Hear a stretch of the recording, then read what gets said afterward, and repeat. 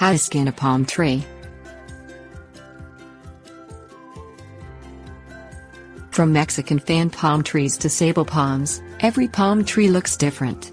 As with any tree, palm trees need regular maintenance in order to keep them healthy and looking good. The removal of dead leaves or fronds from a palm tree is an important part of maintaining any palm tree.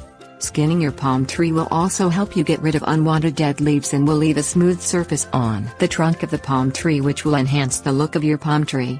Follow the steps below to skin a palm tree. Things you will need: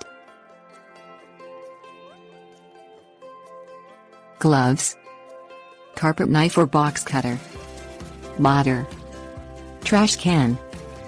Find out what type of palm tree you have by contacting your local nursery.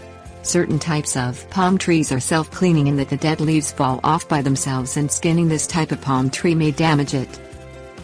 Examine the dead leaves carefully to determine how close to the trunk you will need to cut. Avoid cutting into the trunk, as this will negatively affect the health and growth of the palm tree. Pull the dead leaf down with one hand and cut at the base with your other hand. You want to cut as close to the trunk as possible. Continue cutting off each dead leaf one at a time.